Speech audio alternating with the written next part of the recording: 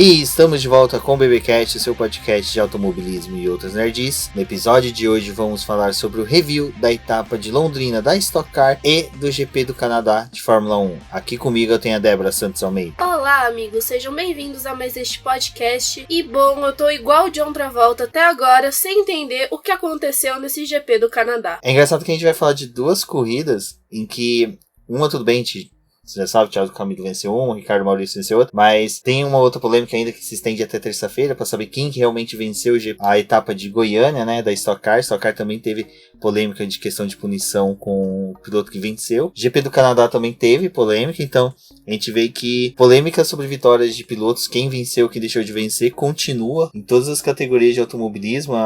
A Fórmula E já teve, a Stock Car já teve, agora recentemente a Fórmula 1. Bom, mas antes de prosseguirmos com os nossos trabalhos, né, Débora, vamos agradecer aos nossos apoiadores, aqueles que financiam o Boletim do Paddock por meio da campanha coletiva e contínua lá no Apoia-se. E são eles: Ricardo Bannerman, Maia Barbosa, Eliezer Teixeira, Luiz Félix, Arthur Felipe, Thiago Bullet, Rafael Celone, Will Mesquita, Anthony Santos, Rogério Froner, Helena Lisboa, Cássio Machado, Carlos Del Valle, Bruno Vale, Eric Nemes, Bruno Shinozaki e Alberto Xavier. Fica aqui o nosso agradecimento a todos os nossos apoiadores. Vocês são extremamente importantes para que o nosso trabalho aqui continue. Mas para você que está aí escutando este programa, não deixe de conferir a nossa campanha de financiamento contínuo e coletivo, onde vocês podem auxiliar o Boletim do Paddock a trazer novos quadros e também se manter. Então confira toda a nossa proposta, tem vários valores e qualquer valor é muito bem-vindo para nós. Agora eu deixo vocês com um recadinho da paróquia do Ricardo Bannerman. Olá, amigo cabeça de gasolina, aqui é Ricardo Bannerman invadindo os anais do BTcast para fazer um convite para vocês. O Os Carteiro é um grupo que desde 2004 vem correndo em diversos cartódromos e nesse sábado, dia 15, a partir das 20h30, estaremos lá no cartódromo Granja Viana. E ainda existem algumas vagas na categoria Light, categoria de acesso, independente se você é um Schumacher ou um Grosjean. E você pode estar com a gente na pista ou de repente ir lá bater um papo, tomar uma cerveja, um guaraná, uma água e se divertir com figuras como o Rubens, como a Débora, como o Rafael Celone e muitos outros ouvintes do BPcast e leitores do Boletim do Paddock. Um fato interessante é que nós teremos também a transmissão ao vivo pelo kart amador SP nessa etapa, das duas baterias, com nossos amigos Tom e o Portuga lá narrando todas as presepadas que o Rubens faz nas pistas. Então não se esqueça, dia 15, o próximo sábado. Então fica aí o convite para você ir lá bater um papo com a gente, encontrar essas figuras fantásticas, tanto da podosfera, quanto da escritosfera, quanto das pistas mesmo. E toca aí. Cara, e aí, quem estava errado? Hamilton? Vettel? O cara que bandeirou errado? Polêmica, hein? Eu vou deixar o assunto com quem entende aí. Vai lá, Rubão. Bom, Débora, rapidinho agora sobre esse Stock Car. A Thiago Camilo, né, conseguiu a quarta pole seguida. Thiago Camilo que tá mostrando que, ao contrário do ano passado, ele tá sendo bem mais consistente, um piloto bem mais aguerrido. O carro e o piloto estão casando muito bem este ano. Tá mudando bastante o cenário da temporada passada, onde a gente via várias vitórias, né, do Daniel Serra. E nessa temporada a gente tá vendo um pouco mais de dificuldade. E o time da Andreas Mateis, né, a Ipiranga Racing, ela tá bem mais forte. Camilo já conseguiu 4 poles esse ano, teve vitória, então tá sendo um ano bem diferente pro piloto. E essa semana a gente ainda vai ter que esperar a decisão da vitória dele de Goiânia, onde disseram que ele queimou a largada. Aí ficou toda aquela polêmica de se queimou ou não queimou a largada. E essa decisão deve sair agora nessa terça-feira, né? Graças ao recurso que a equipe e o Thiago Camilo entraram para poder contestar essa retirada de vitória. Então tá aí essa desorganização ainda um pouquinho na Stock Car, mas a gente torce para que essa vitória seja mantida para ele. Até porque seria mais legal pro campeonato também, né? É mais legal pro campeonato, pro espetáculo, né? Porque fica chato a gente ver o piloto liderar a corrida inteira, ganhar e depois a vitória ser tirada dele. A gente já tinha falado no podcast passado da Stock Car a respeito disso, que a corrida da Bia Figueiredo, né, em Goiânia, tinha sido identificado que ela queimou a largada e logo eles deram uma punição. E a do Thiago Camilo veio no final da tarde, quando a corrida já tinha se encerrado, ele já tinha ido pro pódio. Então foi uma situação bem chata que você acaba colocando o piloto, né, e toda a equipe, e principalmente que é uma coisa que foi pós-corrida. Então a gente torce em bem do esporte que essa vitória dele seja mantida. Exatamente. Agora vamos já para a corrida, né? Para a primeira corrida que foi realizada em Londrina. Bom, a gente já tinha uma perspectiva que os pilotos eles seriam um pouco mais conservadores na primeira corrida, né? Em decorrência ao asfalto, que é muito abrasivo, o desgaste de pneu é bem grande. Na verdade, eles foram para Londrina com uma situação acreditando que isso não iria acontecer. Apesar de saber que o asfalto é um pouco abrasivo, mas como não teve o recapeamento e a pista tá meio que largada, né, se a gente for parar pra poder olhar, as pessoas que estiveram lá até falaram um pouquinho sobre isso, foi uma situação que as equipes encontraram de que, sim, ia ter uma abrasividade, mas teve uma abrasividade muito maior dos pneus. E a Stock Car tem todo aquele problema de que não pode consumir muito pneu, é uma gama de pneu, né, dividida por uma temporada inteira, então eles têm que saber dosar entre corrida, treino livre, classificação, tem todo esse cenário, e eles chegaram em Londrina com um desgaste muito alto. Tava muito calor, desde a sexta-feira tava um calor muito intenso, então eles tiveram essa dificuldade que acabou, né, também refletindo na própria corrida, onde, de forma geral, assim, teria que se escolher entre uma ou outra corrida porque era difícil se dar bem nas duas provas. Exato, e tanto foi que os pilotos focaram bastante em ter uma primeira corrida bem conservadora, com pouco desgaste de equipamento, né, para simplesmente chegar na segunda corrida e buscar uma melhor pontuação, uma vez que a pontuação entre as duas corridas já não é tão grande quanto era no passado. Então isso faz com que foi uma corrida muito mais pautada pela conservação dos equipamentos, dos pneus, né? Aí a gente viu o Thiago Camilo despontar, mas ele despontou porque tem aquela questão de que tá na frente, tem menos resistência, turbulência. Não só então isso, o desgaste os pneus, de pneu é menor. Não só isso, os pilotos também, eles não estavam muito próximos nessa corrida, né? Eles realmente respeitaram uma distância de um pro outro. Acho que foi uma corrida até bem parada, não teve tanta ultrapassagem. A largada da Stock Car costuma ser bem emocionante, né? Às vezes com toque, essas coisas não ocorreu. E depois, né, quando a prova acabou, a gente viu essa vitória do Thiago Camilo, com o Valdeno Brito em segundo, que também já tinha muito tempo que ele não ia para um pódio da Stock Car, e o Júlio Campos em terceiro. Acho que a gente pode ressaltar que a vitória, segundo lugar do Valdeno Brito, ele foi bem interessante, assim. O time, né, da Prati tava vindo bem forte no final de semana, já mostrava que tava andando ali na frente, e foi legal que foi uma dobradinha, né, o segundo e o terceiro lugar pra ele. Exato. E só voltando um pouco na corrida, né?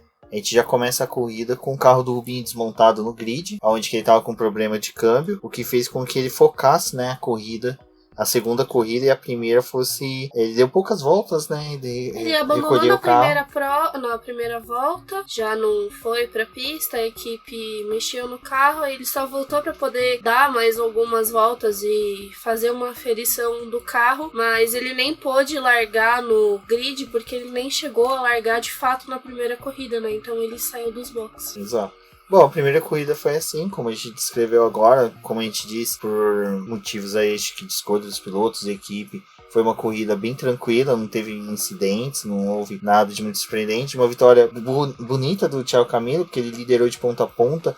Ele foi rápido, consistente a prova toda. E aí nós partimos, né, Débora, para a segunda corrida, que foi vencida pelo Ricardo Maurício, né? Mas só que, em compensação, a gente teve... Bom, nessa segunda prova, né, Débora, da Stock Car, a gente teve 2 pontos diferentes dentro da equipe do Rosinei Campos, né? Onde que a gente teve a vitória do Ricardo Maurício e pela primeira vez, desde que o Daniel Serra está na equipe, houve uma falha mecânica, aparentemente mecânica, né, no carro, em que ele não terminou uma prova. Sim, ele, quando encostou o carro, depois ele acabou falando que poderia ter sido um sobreaquecimento do carro, o carro acaba entrando no modo de segurança, mas por uma checagem rápida que eles fizeram, não tinha nada que identificasse ser esse sobreaquecimento, né. Os termômetros, estava tudo no ideal, mas a gente já tinha visto alguns carros antes dele abandonar por conta disso. Então foi bem complicado ver Daniel Serra abandonando, ele tá aí disputando o campeonato,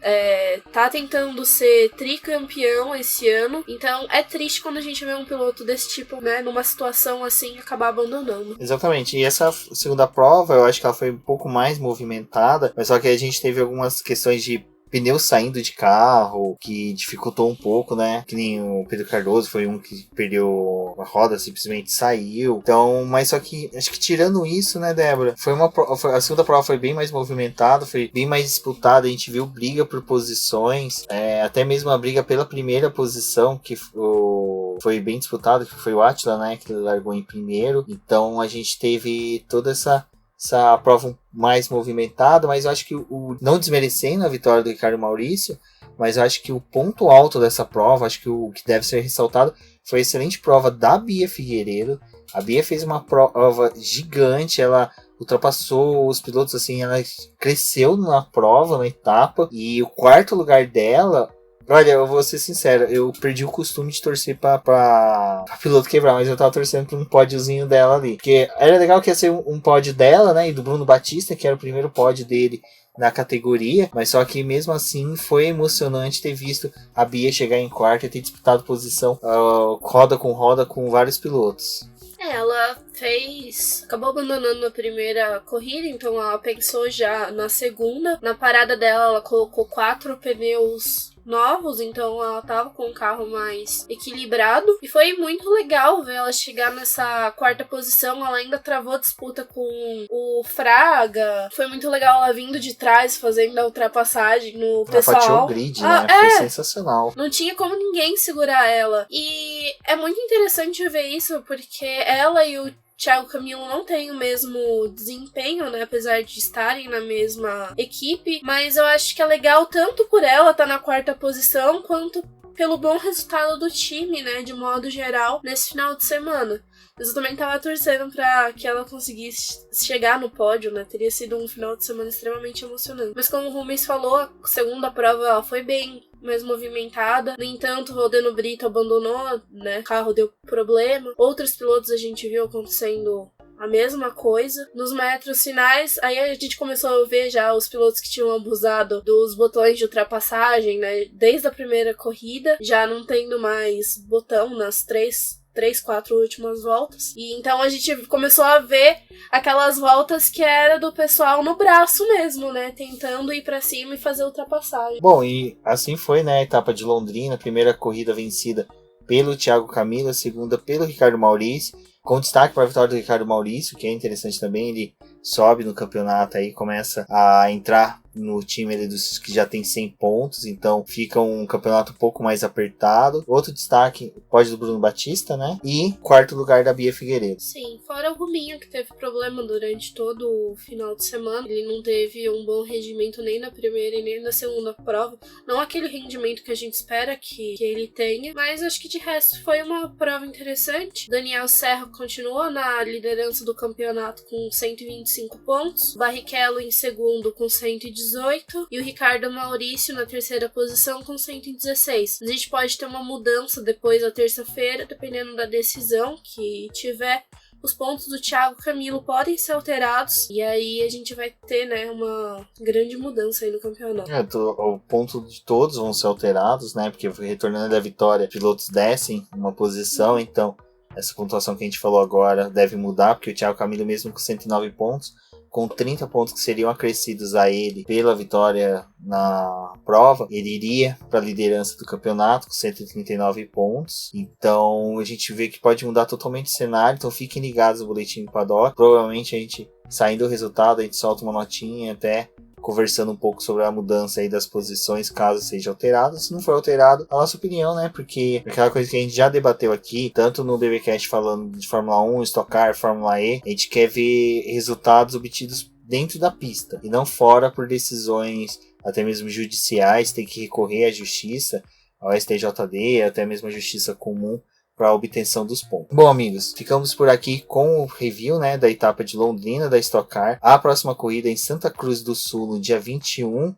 de julho. Daqui 5 semanas. Exatamente, porque até mesmo vai ser interessante que a Stock Car vai respeitar aí, acho que um pouco por causa do Felipe Fraga, do Daniel Serra, que vão participar das 24 horas de Le Mans. Então fiquem ligados que para quem é fã dos pilotos da Stock Car, acompanhem Le Mans, que nós teremos 2 representantes lá e 2 representantes que demonstraram ter um bom braço aí para Endurance. O Daniel Serra já tem vitória, o Felipe Fraga vai fazer a estreia, mas teve um excelente desempenho nas 24 horas de Daytona, então o pessoal viu que ele realmente tem um bom braço aí para Endurance e é bacana ver representantes da Stock Car na maior prova de Endurance do mundo. Então agora fiquem com o nosso review do GP do Canadá. Poxa, mas é uma puta falta de sacanagem da FIA, hein? Opa, já estão gravando, vamos Já continuar. estávamos gravando, mas tudo bem. A gente já sabe que o carro da Ferrari é muito bom de reta, mas infelizmente a Fórmula 1 não corre em um oval igual é da Indianápolis, né? Que a gente tem praticamente 4 retas e 4 curvas apenas. Então a Ferrari não vai se dar tão bem durante todo o campeonato. Tem corridas que já são ditas que ela vai se dar bem, como Canadá, Spa e Silverstone, né? Que são corridas. Pode ser que ela tenha até uma vantagemzinha no Japão, porque pelas características do carro, mesmo ela não sendo boa de curva, mas por ser uma pista de alta, ela pode ter um bom desempenho, mas ainda isso fica em suspense. O que é interessante é que a gente chegou com essa previsão de uma Ferrari dominante, mas já no primeiro treino livre tivemos Lewis Hamilton liderando. Como a gente tinha falado, né, no preview, eu até disse que eu não acreditava numa possível melhora da Ferrari no Canadá, justamente por conta do desgaste dos pneus e desse aquecimento que a Ferrari não estava conseguindo. Só que aí a gente teve uma surpresa. Durante o primeiro treino livre, o Lewis Hamilton dominou. Foi algo que, né, já estamos acostumados quando a gente vê treino livre e, bom, em decorrência de todo esse cenário da Fórmula 1, já é algo que não mexe muito com a gente. Mas no segundo treino livre, o Charles Leclerc fez a melhor volta e o Hamilton bateu. Então, já ficou aquela coisa, né? Como é que vai ser? A Mercedes vai ter que recuperar o carro do Hamilton para a sessão do dia seguinte. Então, cresceu uma expectativa ali. E a Mercedes ainda continuava falando que a Ferrari, né, ia levar uma vantagem no circuito. Na manhã do sábado, o Vettel foi lá e liderou a sessão, ainda com os carros muito próximos, mas já foi um desempenho e uma confiança maior para a Ferrari. Porque, né, você termina o treino livre que antecede a prova classificatória, então você já vai com um pouco mais de moral para essa classificação. Eu acho que também a moral da Ferrari cresceu, porque no TR2, né, no treino livre 2, Charles Leclerc dominou o treino. Tudo bem que teve o Lewis Hamilton batendo, né, sofreu um acidente. O pessoal falou, Valtteri Bottas viu que o Hamilton bateu e reduziu, enfraqueceu no treino. Não é isso. Eu acho que a decorrência de ter só um carro na pista, até a mudança da Mercedes no teste, no verificar desempenho de pneu, desgaste de pneu, deve ter mudado. A gente também tinha eles trabalhando com os pneus mais duros, diferente da Ferrari, que acabou indo com mais jogos de pneus macios, um duro e acho que 2 compostos médios. Então era um treino para eles que eles poderiam abusar mais nas voltas rápidas, né? E a Mercedes tinha também como fazer uma simulação melhor de corrida. E isso acho que até mesmo como a gente sempre fala que o treino um treino livre é no mesmo horário da classificação e da corrida, deixou, né, a Ferrari muito mais otimista aí para poder conseguir a pole e a vitória no domingo. Bom, já para a classificação, né, Débora, a gente teve os eliminados Sérgio Pérez, Kimi Raikkonen, Lance Stroll, George Russell e Robert Kubica. Eu acho que o único ali que a gente gera uma estranheza é o Kimi Raikkonen, que pior que a fase que a Alfa Romeo nesse retorno dela à Fórmula 1 esteja passando. É muito estranho ela ter sofrido, né?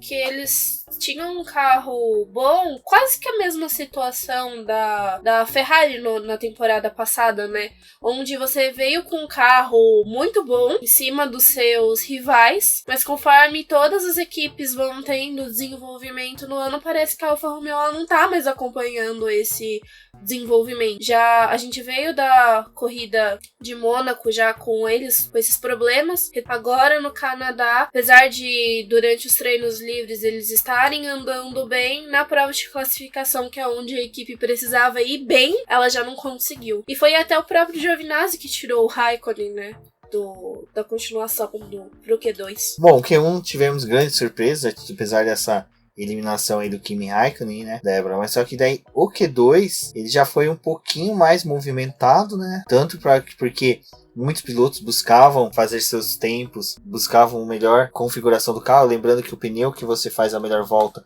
no Q2 é o pneu que você larga. Então, era sempre dava uma volta de aquecimento, uma volta da volta rápida, depois recolhia. E um piloto que não fez isso e acabou se ferrando, vamos por dessa forma, foi o Romain Grosjean, que optou por dar somente uma volta rápida. Na verdade, acho que ele teve problema com o composto, não foi? E aí depois, quando ele acabou não conseguindo concluir a primeira volta, voltou pros box, e aí quando ele foi dar a segunda volta, que era a que ele tava tentando recuperar e conseguir uma melhor posição, aí o Magnussen acabou batendo. Uma diferença que a gente teve do Q1 pro Q2, justamente por conta dessas voltas de pneu e por esse ser o composto que vai ser utilizado na corrida, no Q1 a gente viu os pilotos indo até a quarta volta do pneu para poder conseguir uma melhor volta, para poder aquecer esse composto de uma forma melhor. E já no Q2, uma forma mais conservadora de manter esses compostos. O Leclerc e o Vettel deram uma volta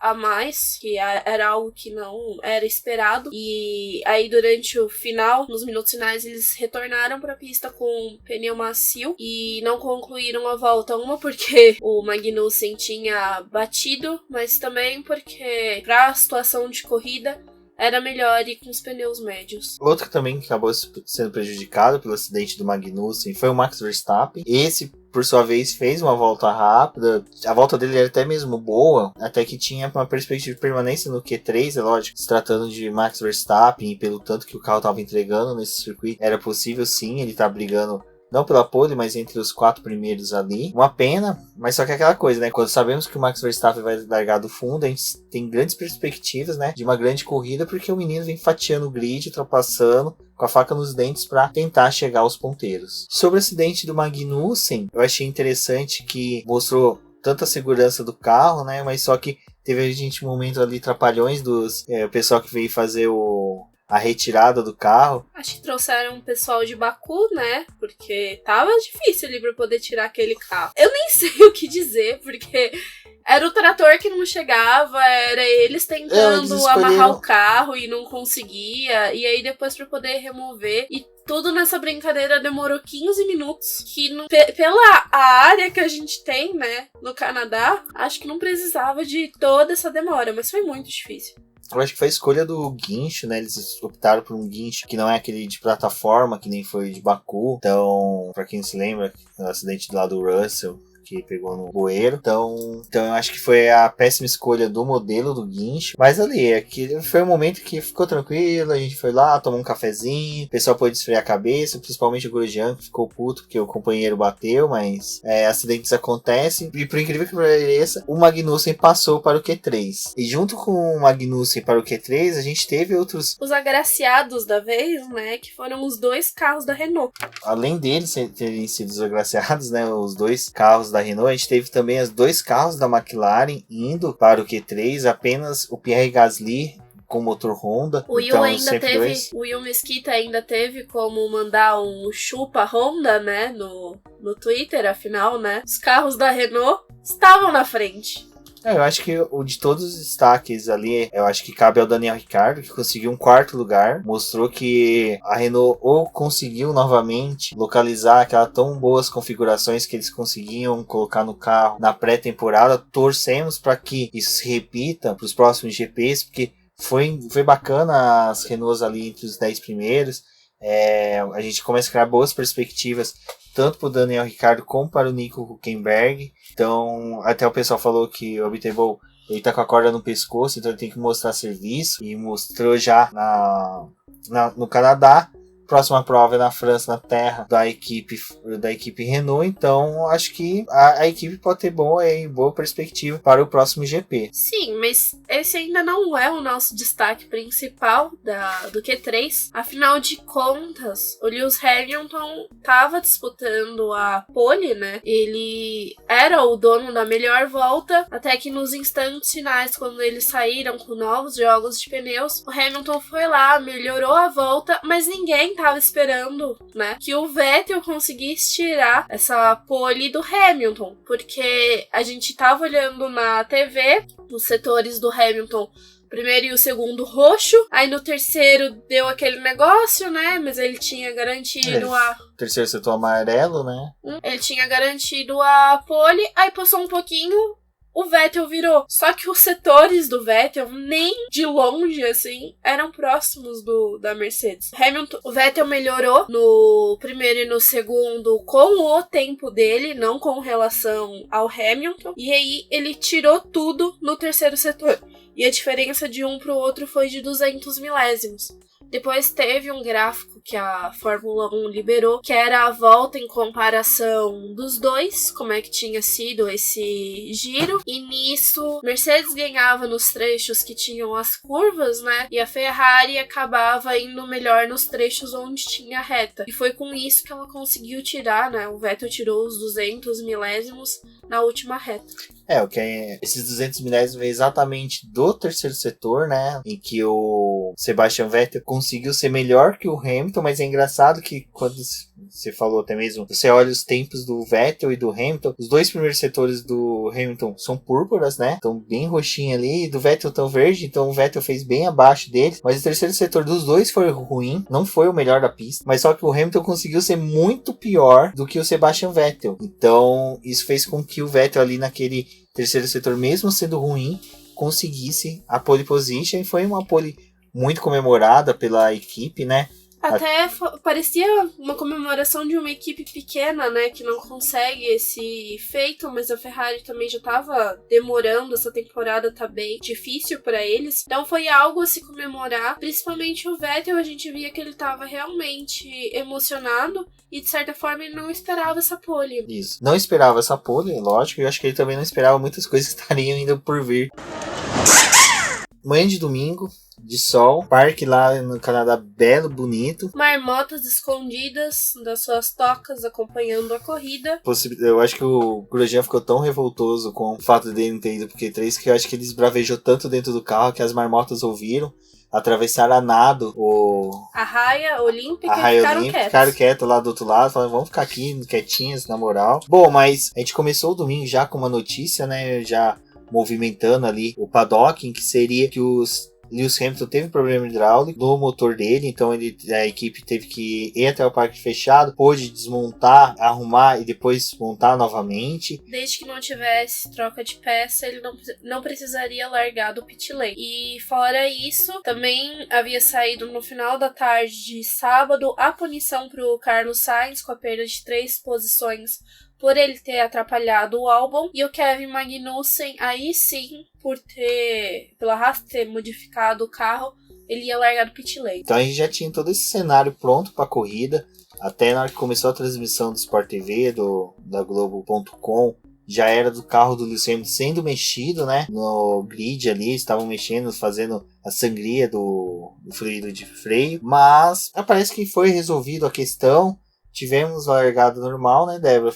Na volta de aquecimento, ele deu aquele batida, né, no freio, que até o carro deu uma travada, mas logo depois muito mais ele pra sentir, né, o freio, até onde que o pedal respondia. Mas logo depois disso, a gente teve sim a largada. O Vettel continuou fazendo aquilo que ele sabe muito bem fazer, que ele é um piloto bom de largada. Ele conseguiu manter a ponta e, além disso, já começar a abrir pro Hamilton, enquanto o Hamilton ficou lá enroscado com o Leclerc por um tempo. E depois ele ficou com uma segunda posição e o Leclerc em terceiro. Ali já, mas só que é engraçado, né? A gente teve a largada, a pista, lógico, a transmissão focando, porque a gente tem um tetra e um pentacampeão disputando a primeira posição. GP do Canadá, que é sempre movimentado, né? Aquela coisa.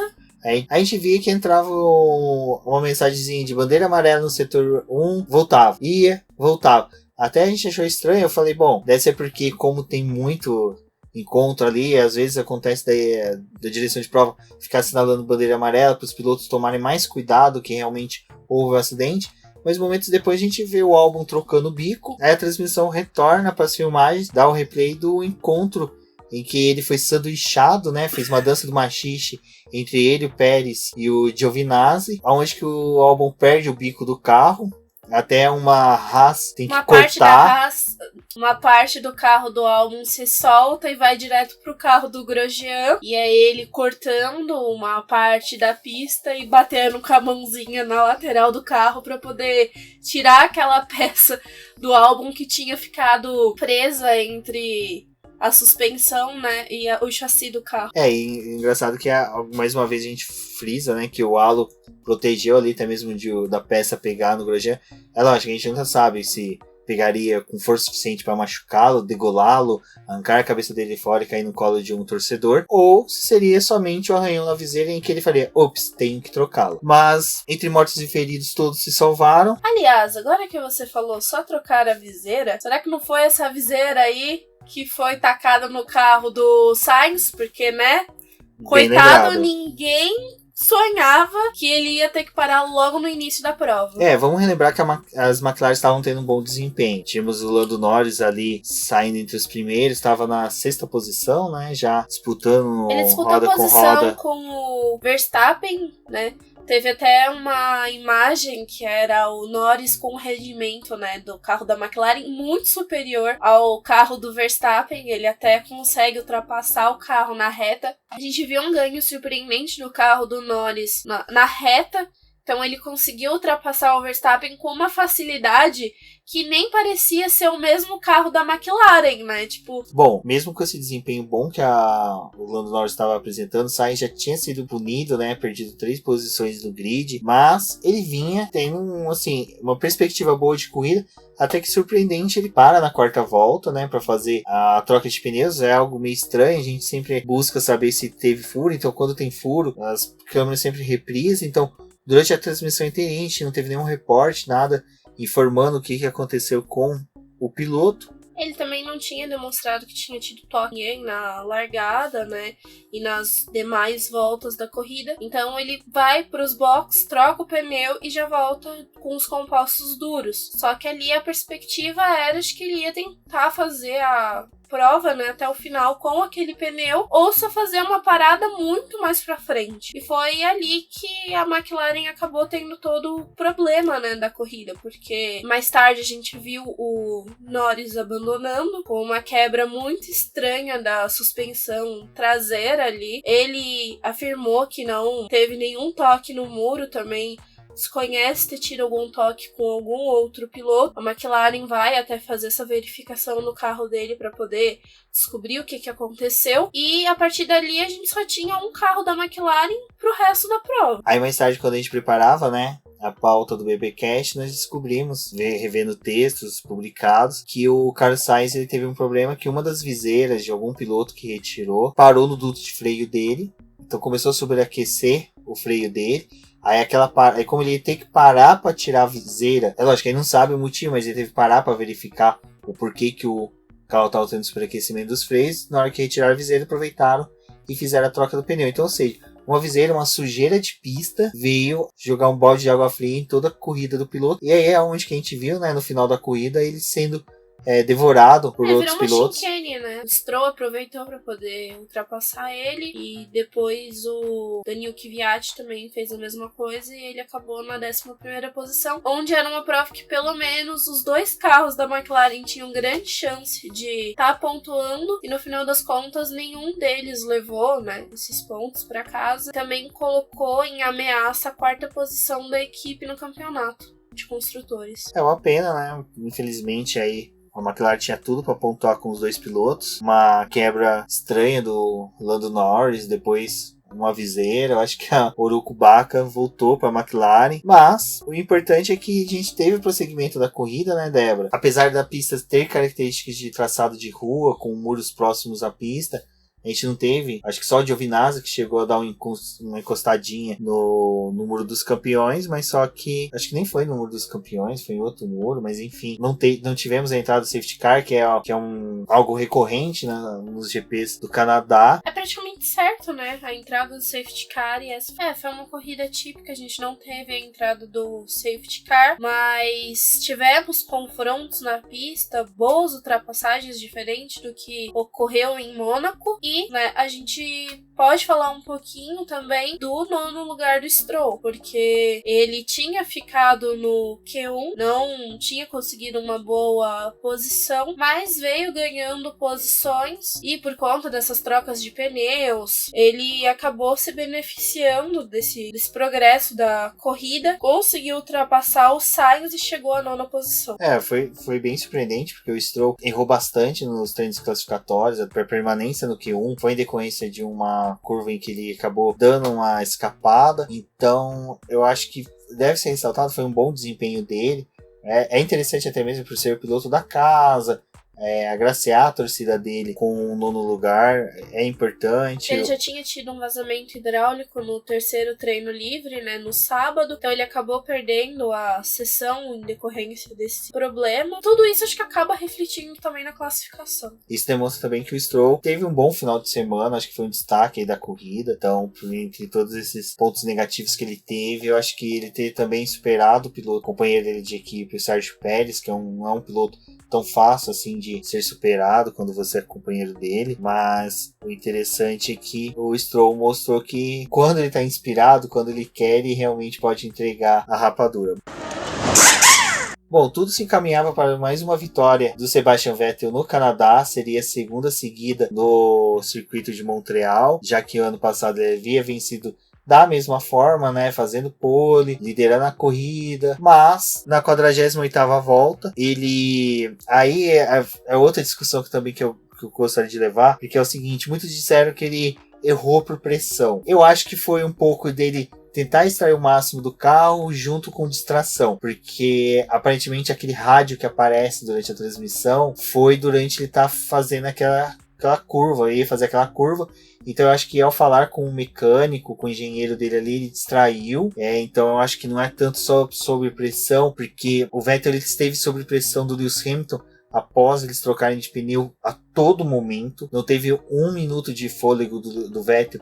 O Hamilton também o tempo todo pressionou ele, sempre esteve ali. Quantas vezes a gente viu o Vettel não abrir tempo suficiente para o Lewis Hamilton e o Lewis Hamilton abrir a asa móvel, né? Mas na 48ª volta, o Sebastian Vettel dá uma escapada, retorna na pista, dá uma certa pressionada fecha um pouco a pista, né, fazendo com que o Lewis Hamilton tenha que exceder um pouquinho e ir um pouco acima da zebra, quase não, faltavam uns 2 palmos ali para encostar no muro, mas mesmo assim ocorreu. E voltas depois vem a notícia de que o Sebastian Vettel estava sob investigação esse lance. Pouco depois vem a penalidade dele de um acréscimo de 5 segundos. Aí começa toda aquela novela. Lewis Hamilton, sabendo da notícia, começa a pressionar o Sebastian Vettel, né? O Leclerc, sem saber, né? Vamos pôr dessa forma, porque ele falou que não sabia do que tinha acontecido. Começou também a tirar tempo do Vettel. E o Vettel começou também a pedir para a equipe que não concordava, que ele estava focado na corrida e que era para a equipe resolver. Meu ponto em toda essa história é a questão do rádio. A gente sabe que a comunicação dos pilotos e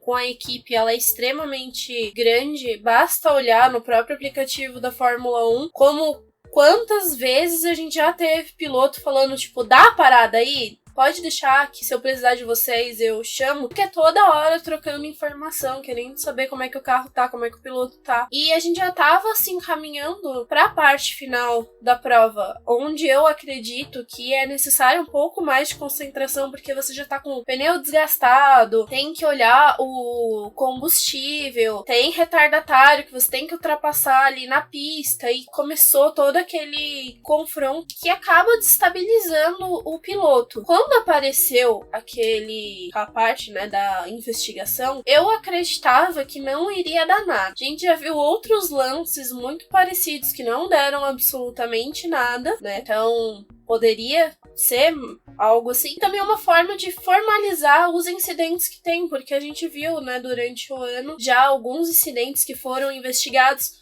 mas tinha aquela marcação e depois aquilo ali acabava não levando a nada. O problema é que foram 5 segundos. Na situação da corrida não tinha como o Vettel fazer absolutamente nada tentando descontar esses 5 segundos para não perder a posição. A Mercedes mesmo informou o Hamilton, tipo, fica calmo, leva o carro aí, não precisa mais ficar forçando, porque o Vettel vai ter essa punição. Mas o que eu via do Hamilton também, e foi uma coisa que eu tava falando com a Rafaela do Garota da Fórmula 1, que o Hamilton parecia tá tentando fazer ultrapassagem na pista, porque ia ser muito chato chegar ao final da prova e envolver os dois pilotos numa situação desnecessária, onde você ia tirar a vitória do piloto que ia cruzar a linha de chegada. Tipo, era um absurdo muito grande ali. E a gente sabe, né, que os fãs do Vettel e do Hamilton não costumam ser os mais agradáveis que a gente tem algumas vezes, porque ao tentar defender o piloto que gosta, acaba usando, né, de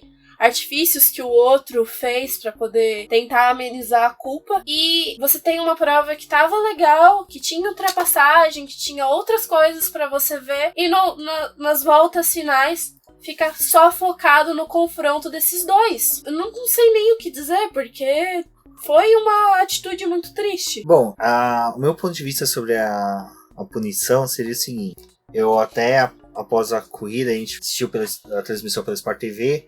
Sei que a Sport TV cortou, a gente foi acompanhar pelo Globo.com com a transmissão com o Bruno Fonseca e com o Felipe Giafone. Eu acho que a minha visão era um pouco bem próxima do Giafone e do Burt, na questão de que o Vettel realmente não tinha o que fazer.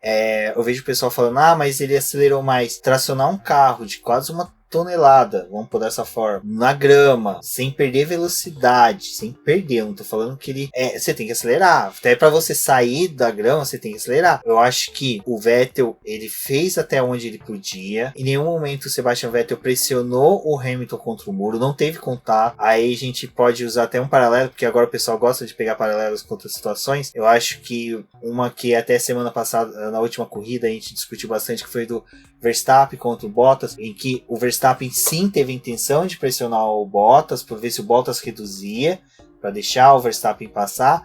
O Vettel não fez isso. Eu acho que o Vettel ele foi até muito mais... Então, eu acho que o Sebastian Vettel ele foi muito mais leal ao retornar na pista, de uma forma que ele poderia sim ter pressionado mais o Hamilton, mas eu vejo que ele não teve intenção de pressionar o Hamilton. A intenção dele era voltar o mais rápido para a pista, para não perder a primeira posição, e isso é algo que qualquer piloto no mundo faria. Eu acho que nenhum outro piloto deixaria de fazer o mesmo que ele. Até isso mesmo foi dito pelo Giafone e pelo Burt. Mas agora, vendo ao pé da letra e a visão dos comissários, foi acertada a decisão da punição, porque a regra traz que o piloto tem que voltar para a pista de uma forma que ele não apresente risco aos demais pilotos e que ele retorne à pista sem prejudicar a corrida, sem impressionar os outros, fazer um traçado em que ele possa sair da pista e permanecer de uma forma que ele não atrapalhe os outros. Eles colocam como uma posição de segurança o piloto retornar nesse sentido. Exato, mas só que vocês recordem que no começo da conversa nossa sobre a corrida, eu falei que o Romain Grosjean retornou para a pista, ele cortou e retornou à pista. Se vocês pegarem um vídeo desse momento, ele volta de forma muito mais insegura que o Sebastian Vettel. Ele volta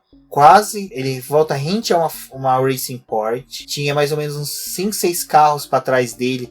E ele volta à frente deles num ponto que era muito mais crítico e não houve punição, não houve nem sequer investigação. Então, eu acho que a gente busca a discussão maior na Fórmula 1 hoje, a coerência nas decisões. Você tem, que nem o Giafone estava explicando, que você tem sempre um piloto convidado, que atua auxiliando, e tem um comissário local, que é da confederação, da federação do país em que ele participa. Eu acho que é muito mais porque ele conhece mais o traçado, ele sabe de mais características, visão de piloto, então ele consegue dar uma visão mais da situação ali. Então eu acho que a coerência nossa que a gente perde muito mais nas decisões é porque tem esses dois votos que não são o mesmo para todas as pistas, então você começa a perder um pouco aí da equidade nas decisões. O fato por que eu coloquei essa questão do Grosjean?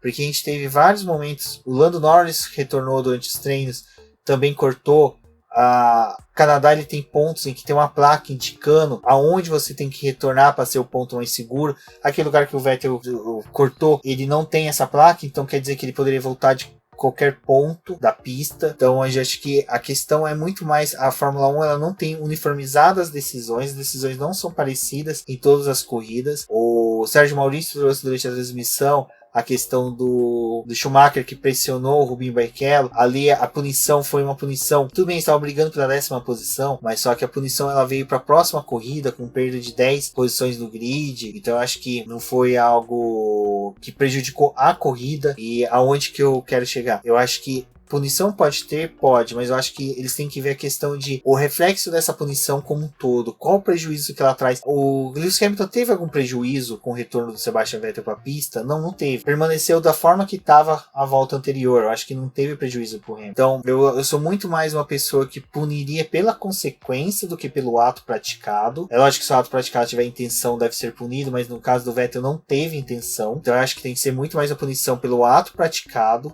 pelo resultado obtido. Eu acho que não teve um toque do Vettel no Lewis Hamilton, não houve prejuízo para o Lewis Hamilton, a corrida se seguiu da mesma forma que já vinha. Então, assim, eu fico dividido entre punir e não punir, mas como eu quero espetáculo, eu quero um campeonato que haja uma briga até, se possível, a última corrida, mas pelo jeito que está se desenhando, a gente vai ter novamente Lewis Hamilton campeão do GP do México, porque infelizmente o Bottas não vai fazer frente a ele nas próximas corridas. O Bottas parece que deu uma mornada, né? Ele amornou no campeonato, e agora o Sebastian Vettel com esse golpe duro, que ele já vinha com uma situação difícil dentro da Ferrari, a Ferrari com uma situação péssima no campeonato, é um balde de água fria num piloto que poderia vir a auxiliar nesse espetáculo do campeonato, de termos uma disputa do campeonato até o final. Então eu acho que a Fórmula 1 está o momento de rever como punir e aonde punir, quando punir. Poderia ter punido ele com 10 posições no grid na próxima corrida. Acho que não haveria prejuízo. É lógico, ele vai sair 10 posições depois, mas só que pro espetáculo não seria tão ruim.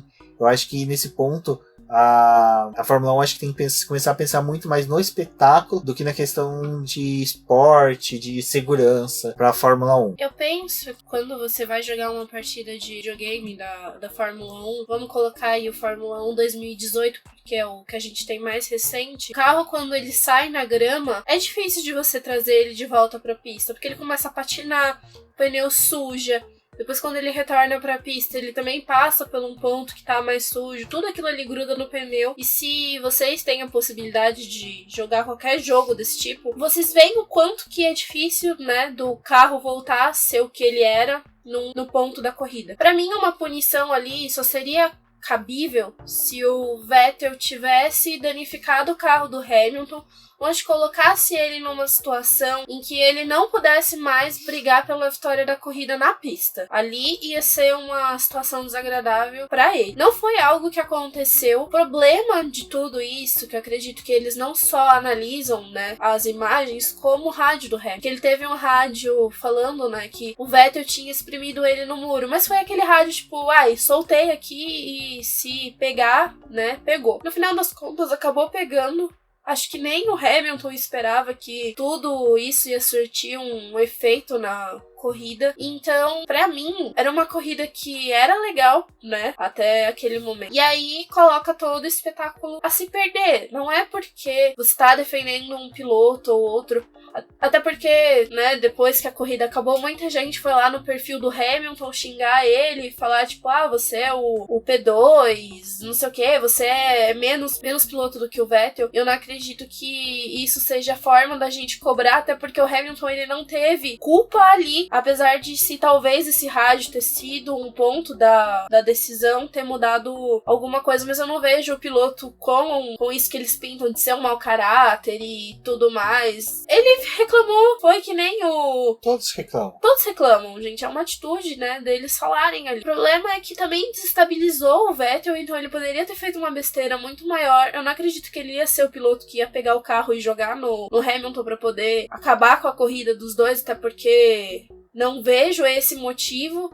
e a Ferrari tá precisando de ponto. Então, você olhando de um modo geral, o Vettel precisava levar esse carro realmente pro final, mas você coloca um piloto que tá dirigindo, né, um carro a mais de 300 km por hora, estressado, carregando o mundo ali, xingando todo mundo, falando várias coisas e nada muda. E aí você olha pro box da equipe da Ferrari, que foi uma crítica que eu realmente fiz, que pra mim falta uma figura que se imponha nas decisões que a FIA toma. Porque o Binotto, ele parecia estar, tipo, muito relaxado com a punição que teve, tipo, bem na dele. Enquanto a gente via, né, quando o Vettel tinha esse tipo de punição, o Arrivabene, né, falando, não, a gente vai correr atrás, a gente vai dar um jeito. Ele ficava cutucando até a corrida acabar pra poder tentar mudar a decisão. Claro que a gente sabe que não muda, mas pelo menos era aquele estardalhaço, e isso nem aconteceu. E aí eles deixaram pra um final de corrida, que Ferrari entrou com um recurso. Ela tem 96 horas pra poder autuar a FIA e levar esse recurso, né, pra poder contestar essa vitória do Vettel, mas é uma coisa que não... essa vitória do Hamilton, mas é uma coisa que não costuma levar a nada, porque é uma análise de punição dada durante a corrida, e geralmente essas análises só podem ser pedidas se é uma decisão pós-corrida. Então provavelmente não vai dar em nada, o Hamilton vai continuar com essa vitória. A gente teve mais um pódio com aquela cara de merda pra todo mundo, né? Aí aquela menina, que acho que é engenheira da Mercedes, toda alegre, querendo comemorar com os pilotos, e o Vettel com cara de... O Hamilton, tipo, tem que fazer a dele, porque, né, a menina tá ali, ela não tem culpa da situação. O Leclerc, tipo, tô aqui em terceiro, cara de paisagem, não vou interferir. Mas pra mim a melhor atitude que o Vettel tinha, e aí podem falar que é teatro, que não sei o que. Gente, a partir do momento que você tem um monte de câmera te filmando, é teatro. Tipo, vamos colocar aí que é, né? Você pode ver um Big Brother aí, tipo, tudo é muito mais exacerbado. Se não tivesse uma câmera ali, tava todo mundo, né, deitado no sofá, com o cabelo desgrenhado e xingando pelo WhatsApp. Mas quando a gente tem uma câmera na frente, a gente quer, né, fazer um showzinho. O Vettel fez o que ele tinha que fazer e era a forma dele mostrar o sentimento dele, revolta que tinha rolado ali. Eu aplaudi a hora que ele foi lá e trocou a placa, eu acho que aquilo foi digno. Ainda falaram, né, se ele tivesse pegado a placa e levado pro pódio, eu também super apoiaria. Se ele também não tivesse ido pro pódio, eu teria apoiado também, apesar de ser um protocolo que ele não pode quebrar, tem que ir. Outra forma também, tipo, a câmera tá ali filmando, é óbvio que o Hamilton, tipo, mesmo feliz por ter ganhado, mas não sendo a vitória que ele esperava, ele chamou o Vettel pra poder comemorar, mas o problema é que quando acontece uma coisa dessa, a gente coloca os dois pilotos que, né, teoricamente são rivais em uma situação chata. E aí o Vettel tem que defender o Hamilton, né, porque o pessoal começou a vaiar. E a vaia não deveria ter sido direcionada por Hamilton, porque o Hamilton ali pouco tinha a ver. O negócio vai contestar a FIA, tipo, vão falar mal, vão cobrar da FIA, tipo, uma mudança nesse regulamento, uma forma de melhor interpretação, porque até o pessoal falou, né, eles pegam um livro ali, veem a norma que foi quebrada e interpretam do jeito que eles querem. Então, tipo, não tem, são dois pesos e duas medidas completamente diferentes nessas situações. Por isso que rola muita discussão pós-corrida. E eu acho que era uma coisa que não era necessária. Era pra ter sido um final de semana legal, era pra gente poder estar, sei lá, falando do nono lugar do Stroll, tá falando da corrida que o Verstappen fez, de ter terminado na frente do Gasly, mostrando o quanto que ele faz diferença pra dentro da equipe, ter falado da pontuação da Renault, e não, a gente tá aqui mais uma vez falando de uma situação idiota de uma forma geral, tipo, é ridículo. Uma coisa que eu acho que a gente poderia ter falado também era de treinar as marmotas pra recolher viseiras pra não entrar no duto de freio. O ouvinte acho que deve ter percebido que a gente ficou bem exaltado, porque a questão é a seguinte, dá aquela animada ver uma reação da Ferrari. Você, num campeonato que você tava vindo com 5 dobradinhas da Mercedes, aí você tem o Vettel quebrando a dobradinha em Mônaco, aí você tem a possível vitória dele no Canadá, que seria muito bacana, aquela questão que a gente gosta de ver reação, a gente gosta de ver uma possível retorno, né, da Ferrari na disputa pelo título. Foi algo que a gente gostou de ver no final de semana, na corrida principalmente, os dois pilotos, os dois, assim, provavelmente vão bater quase todos os recordes, possivelmente vão ser batidos por esses dois. Eu acho que o Vettel ainda tem muito recorde a bater na Fórmula 1. O Lewis Hamilton já vem batendo e deve bater outros recordes. Bateu outro esse final de semana, né? Ele chegou à mesma marca do Schumacher no número de vitórias do Canadá. E é um recorde porque ninguém tem tantas vitórias no mesmo circuito igual o Lewis Hamilton e o Michael Schumacher tem na prova. O Bottas fez a volta mais rápida, o que mostra que bateu o recorde do Rubinho, uma coisa que a gente falou no preview que era interessante a gente ver o Rubinho com o recorde na pista ainda, um recorde ainda perpetuando na categoria, foi batida pelo Valtteri Bottas. Então, eu acho, é por isso que eu falo que a Fórmula 1 tem que ver muito mais o espetáculo do que o que foi realizado, o que foi do incidente. Sobre o Vettel, eu acho que muita gente criticou a atitude do Vettel após o término da corrida. Eu adorei, eu acho, cara, eu achei a coisa mais sensacional. Eu acho que é quando você demonstra que você tá puto da vida, sem falar palavrão, sem agredir ninguém, mas com atitudes em que você cria mesmo um espetáculo. Eu achei muito legal. O fato dele, primeiro, guardar o carro junto com subir ao pódio, foi sensacional. Depois, ele ir para os boxes da Ferrari, também foi legal. Depois, voltar para o pódio, cortando por dentro do box da Mercedes, foi muito legal. Trocar as placas, eu comecei a pular na sala, gritando, exaltando o que o Vettel fez, que nem fosse um gol numa final de Copa do Mundo. Porque foi muito legal, gente. Assim, é legal, a gente briga tanto por a Fórmula 1 tá mecânica, não ter ultrapassagens, as ultrapassagens serem tão artificiais por causa da DRS, mesmo os pilotos vencendo, mesmo equipe liderando. Aí quando a gente vê alguma coisa que é feita fora do normal, é algo que é interessante. Puta, todo mundo exalta. Quem não lembra do Schumacher em Spa 98, saindo do box dele, indo correndo lá pra brigar, acho que foi 98? Acho que foi 98. Brigar com o Mika Hakkinen, o Ayrton Senna partindo pra cima do Ed Irvine. Cara, nas 500 milhas de Anápolis, o Bordes, puto da vida, brigando. Então eu acho que a gente gosta de ver isso porque a gente tá querendo ver pilotos humanos, não pilotos frios, calculistas, que simplesmente entram no carro, pilotam, saem e acabou. Então eu acho que a atitude do Sebastian Vettel foi legal. Lewis Hamilton também teve uma atitude muito boa. Ele é lógico que tem ali alguns momentos que a gente sabe que é o momento do Lewis Hamilton de se aparecer, mas é o jeito dele, a gente não pode achar ruim, porque é algo que atrai o público para a Fórmula 1, então eu sempre aprovei essas coisas que o Lewis Hamilton fez, mas eu achei uma burrada o que acho que é o Martin Brundle que estava entrevistando no pódio não, assim que explodiu o sair do carro, em que ele comenta com o Lewis Hamilton, você já teve uma vitória também roubada em Spa 2008.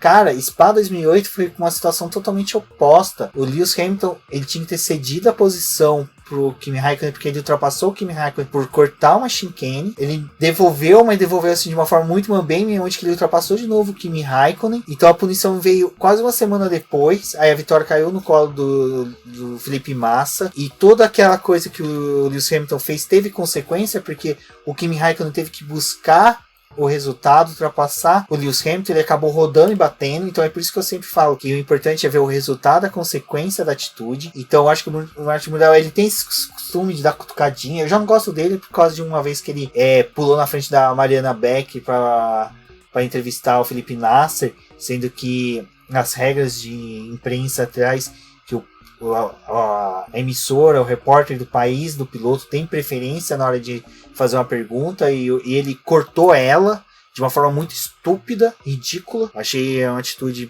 que não espera de um ex-piloto como ele, mas enfim, eu acho que essas pequenas coisinhas ali também foram meio chatas, mas comparado com o Vettel fazendo toda aquela novela, é legal, eu quero mais isso, fica interessante pro espetáculo, fica... Porra, é uma coisa que a gente vai lembrar daqui 5, 6 anos, quando a gente relembrar dessa corrida, quando a gente for fazer um preview dessa corrida, a gente vai relembrar desse lance. Então eu acho que críticas ao Vettel por ter feito isso, acho que não cabe. Eu acho que qualquer um na posição dele faria a mesma coisa ao retornar da pista e ao demonstrar sua insatisfação quanto à decisão da FIA. Bom, como a Débora disse, a gente teve muitos pontos da corrida que foram interessantes além desse. As duas Renaults, né, conseguindo permanecer na zona de pontuação, com o rádio da Bitable pedindo para que o Hülkenberg não tentasse ultrapassar o Ricciardo porque queria os pontos e foi importante os pontos para a equipe francesa. Então eu acho que foi bacana, principalmente que a equipe francesa está numa disputa direta com a McLaren para a 4ª posição do campeonato. E agora, Débora, vamos falar dos pontos, né? Começando pelas equipes. Bom, então a gente continua com a Mercedes na liderança com 295 pontos, seguido pela Ferrari com 172, Red Bull com 124, McLaren 30, aí a gente vê essa disparidade, né, do terceiro para o quarto colocado, a Renault na 5ª posição com 28 pontos, Racing Point 19, Toro Rosso 17, Haas 16, Alfa Romeo 13, e a Williams com 0 pontos. Mais uma coisa que a gente pode ressaltar, né, é que como a Alfa Romeo não pontuou novamente nessa prova, a situação deles também no campeonato começa a ficar um pouco mais difícil, principalmente pelas próximas provas que estão por vir. Já no campeonato de pilotos, né, nós temos os 10 primeiros, a liderança do Lewis Hamilton com 162 pontos, Valtteri Bottas com 133 pontos, Sebastian Vettel com 100 pontos, Max Verstappen com 88 pontos, Charles Leclerc com 72 pontos, Pierre Gasly com 36 pontos, Carlos Sainz com 18, mesmo sem pontuar ele ainda consegue segurar ali a 7ª posição com 2 pontos a mais que o Daniel Ricciardo, Kevin Magnussen com 14 pontos e Sérgio Pérez com 13 pontos. Pilotos assim, só se houver algum cataclisma nuclear ou o Lewis Hamilton engatar um Vettel de 2018, onde que ele comece a errar muito, e é algo difícil de acontecer com o Lewis Hamilton e com a Mercedes, de erros, quebras. Então eu acho que esses 29 pontos que ele tem de diferença para o Valtteri Bottas e 62 pontos para o Sebastian Vettel vai fazer uma grande diferença para o ano. Não vejo, como eu falei, somente em casos extremos pro Lewis Hamilton perder. Agora a gente título. ainda também tem, né, a situação, além das próximas provas que estão por vir, no meio do campeonato, geralmente é onde a Red Bull acaba dando aquele salto em melhoras. Então, pelo fator Verstappen, a situação do Vettel na 3ª posição ainda é bem possível de estar ameaçada, dependendo de como essas próximas corridas acabarem acontecendo e se nos circuitos em que a Ferrari, né, é a favorita, vem uma possível vitória ou uma melhora do time. Bom, amigos, ficamos por aqui. Fica o convite para vocês conhecerem a nossa campanha de financiamento coletivo e contínuo lá no Apoia-se. A próxima corrida é o GP da França, no dia 23 de junho, daqui 2 semanas. Próximo final de semana temos 24 horas de Le Mans, então fica um convite aí todos a assistir, é muito bacana. Como dissemos, teremos brasileiros no grid, então fiquem ligados. Felipe Fraga e Daniel Serra são 2, que como a gente disse aqui, é bom que valoriza e muito a Stock Car, para mostrar o quanto que a Stock Car tem uma visibilidade lá fora, a ponto de equipes, o Daniel Serra é equipe oficial da Ferrari, né? Então já mostra como ele tem importância. Convido a todos aí a lerem nossos textos de review e preview das próximas etapas. Eu sou o Rubens GP Neto, eu fico por aqui, um forte abraço a todos e até a próxima. Não deixem de acompanhar as redes sociais do Boletim, os nossos posts no boletimdopaddock.com.br. Eu sou a Débora Almeida, ou The Flowers no Twitter, e até a próxima.